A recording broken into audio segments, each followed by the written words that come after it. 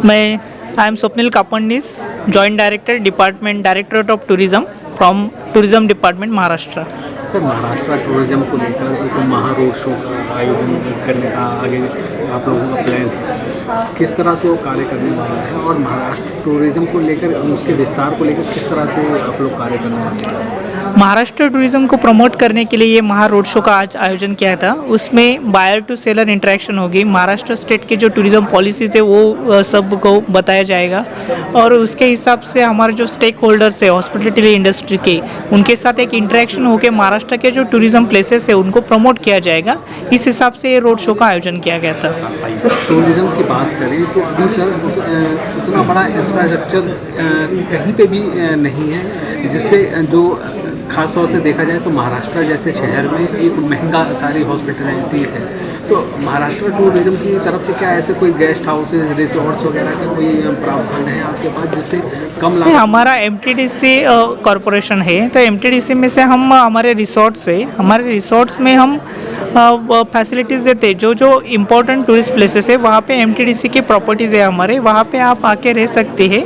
तो उस हिसाब से हमारा इंफ्रास्ट्रक्चर है और प्राइवेट प्लेयर्स को इंसेंटिवाइज कर रहे हैं हम, जो जिनको हॉस्पिटल इंडस्ट्री में आना है हमारी न्यू पॉलिसी में उनको इंसेंटिवाइज किया जाएगा और इस हिसाब से हम टूरिज्म को बढ़ावा देंगे।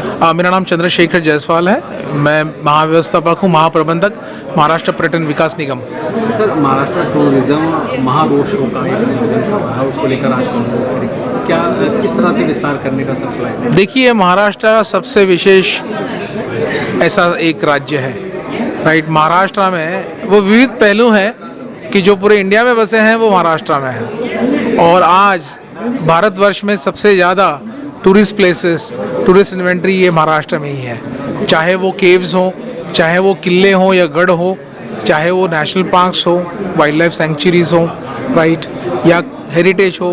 तो इसके तहत हमने रोड शो पे, इस रोड शो में सभी चीज़ें राइट प्रदर्शित करने की कोशिश की है, जहां बायर्स और सेलर्स एक साथ आ रहे हैं और हम लोग इन लोगों के साथ एंगेज करके सोच रहे हैं कि इन लोग, क्योंकि दिल्ली एक बहुत बड़ा सोर्स मार्केट है महाराष्ट्र के लिए, तो इसके तहत ये लोग यहाँ पे टूरिस्ट को भेजे जिसके तहत अपने पास ज़्यादा से लोग महाराष्ट्र देख सकें। Thank you. Mansi Kothare, officer from MTDC।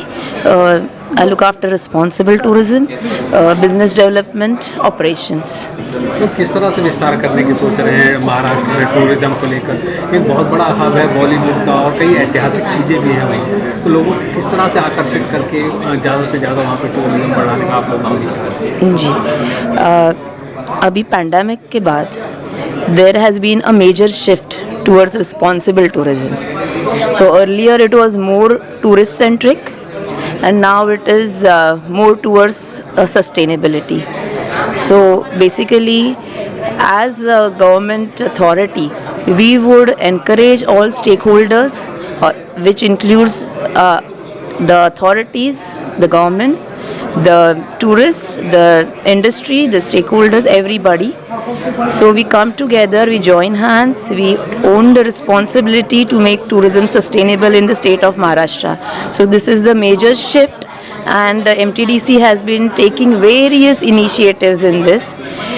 हम हमारे रिसोर्ट्स में काफ़ी सारे रिस्पॉन्सिबल टूरिज़्म के प्रैक्टिसेस कर रहे हैं, जो अभी हमारे जनरल मैनेजर सर है चंद्रशेखर जायसवाल जी, उन्होंने अभी बताया आप सबको। सो हम MTDC में खुद प्रैक्टिसेस कर रहे हैं, हम एक्सपीरियंशियल टूरिज़्म प्रमोट कर रहे हैं, हम gender in tourism and women empowerment through tourism कर रहे हैं, rural tourism, agri tourism.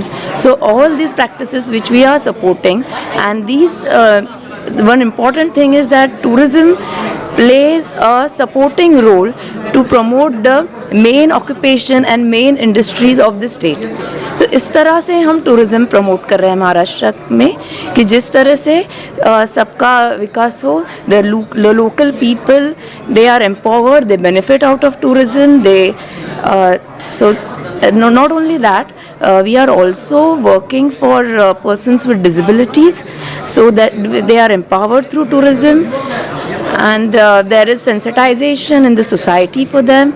So there are a lot of initiatives which we are taking, and here we are to promote them, reach out to people like in Delhi and we already have our office in Delhi, so we stay in touch and have the regular think tank for all the stakeholders. Thank you.